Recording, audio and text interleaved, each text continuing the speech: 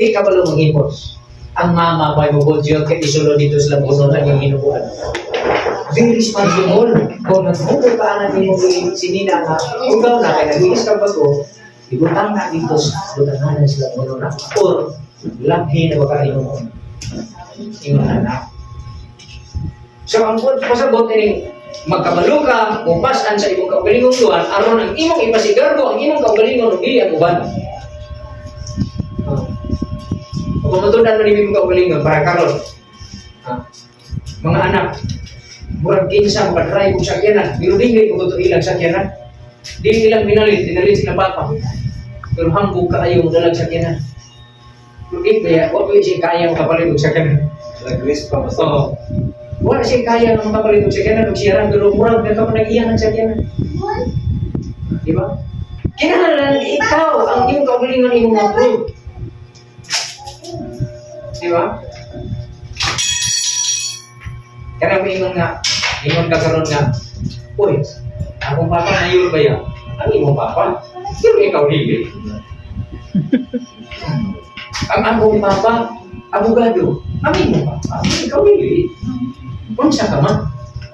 Wala. Kamay lang. Dali wala kayo sa pasikarbosin ko kunin.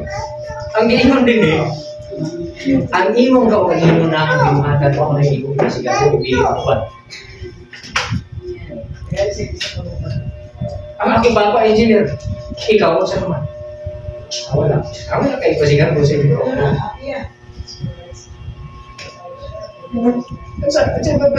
Kaya ba usahin magsalita nga doon na tayo buhaton sa ginabuhi, doon na tayo desisyonan nga ang atong kasaligan, dili ang atong kaugalingong kakayahan, kung dili kasalig, kaya akong kita sa uban. Di ba? Bata, gusto ko kapalit og mahal na sapatos. Magsige, gilap dito siyang mama, kaya kapalit siyang mama. Ang yan, gisaligan na yung mama, katalaman yung problema, nga gusto siyang mahal na sapatos. Di ba? Dapat ang bata, yun siya mahal na siguro kaya ng mama, ay magtabang ko, magtigong ko, para kung mama gamay na lang, para mapalit ni Dili na lisod. Ano na to? Di ba? Di kayo ipapasan, hindi mo tanan sa iya. Kailangan ka mo lupog ka mo pa sa posisyon. Amen? Ano di na? Wala kung magbinyo na ang mga batanon, magbinyo na mo, dili na kayo, ma, magbinyo na ko. Asan may yung iandam? Obligasyon ba ninyo ang gasto para sa akin? Dili na anak.